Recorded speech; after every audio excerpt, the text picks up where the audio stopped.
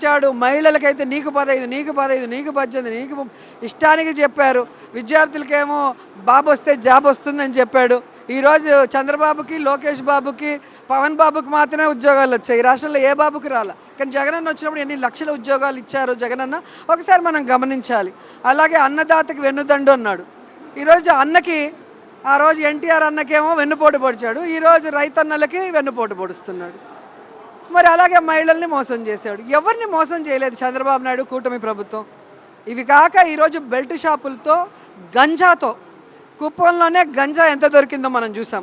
హోంమంత్రి నియోజకవర్గం పక్కలో అండ్ ఆమె హోంమంత్రి ఉన్న జిల్లాలోనే ఏ విధంగా గంజాయి వరదలై పారుతుందో మనం చూస్తున్నాం. విద్యార్థులందరినీ కూడా ఈరోజు నాశనం చేసే కార్యక్రమం ఈ కుటుంబ ప్రభుత్వం చేస్తుంది. కాబట్టి మనం అందరం కూడా మేల్కొని ప్రభుత్వాన్ని కిందికి దించే విధంగా ప్రజల సమస్యల్ని దూరం చేసే విధంగా పోరాటం చేయాలి. కాబట్టి ప్రతి నియోజకవర్గంలో కూడా ఈరోజు కార్యక్రమాలు చేసుకుంటూ ముందుకు వెళ్తున్నాం.